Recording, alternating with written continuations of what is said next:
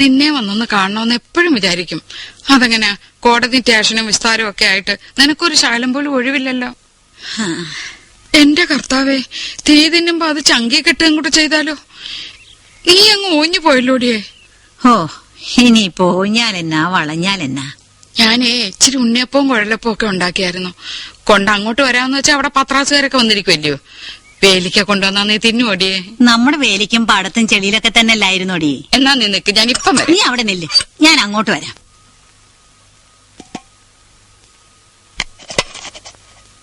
നിന്റെ കൈകൊണ്ടുണ്ടാക്കിയ കുഴലപ്പം അച്ചപ്പൊക്കെ ജീവിതത്തിൽ ആദ്യമായിട്ട് തിന്നുവാൻ തോന്നും.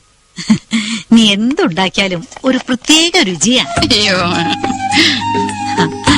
പണ്ട് പാടത്ത് പണിക്ക് വരുമ്പോ ആ തൂക്കുപാത്രത്തിൽ നീ കൊണ്ടുവരാനുള്ള വെള്ളച്ചോറും തലേനത്ത് മീൻ കൂട്ടാനോ ഇപ്പോഴെന്നെ നാക്കിയാലുണ്ട്.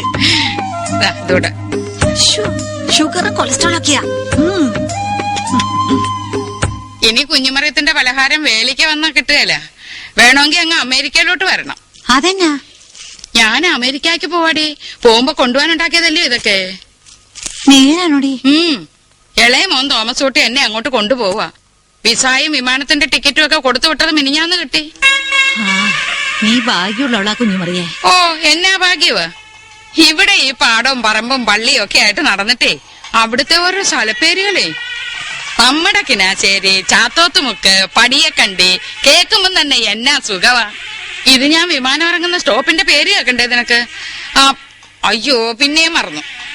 ഒരാഴ്ച എടുത്ത് അതൊന്ന് വായിച്ചു പഠിക്കാൻ.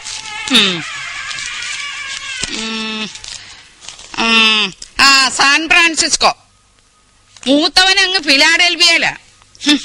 ആ മക്കളെ അമേരിക്കയിലെ നഴ്സന്മാർക്ക് കെട്ടിച്ചുവിട്ട തള്ളമാരെ ശിക്ഷിക്കാൻ ദൈവം തമ്പുരാൻ അറിഞ്ഞിട്ട സ്ഥലപ്പേരുകൾ അമേരിക്കയിൽ മൊത്തം.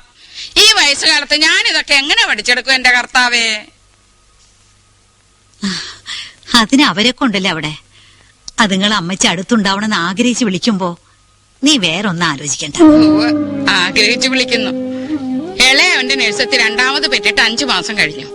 അവിടെ ആണെങ്കിൽ വീടടച്ചു കൊടുക്കാനും കൊച്ചിനെ നോക്കാനും ഒക്കെ പറ്റിയ ഒരാളെ എളുപ്പം കിട്ടുകയല്ല. നേരത്തെ ഒരുത്തി ഉണ്ടായിരുന്നു. അവക്ക് ഇവിടുത്തെ 8,000-ഉം 10,000-ഉം ഒക്കെയാ ശമ്പളം.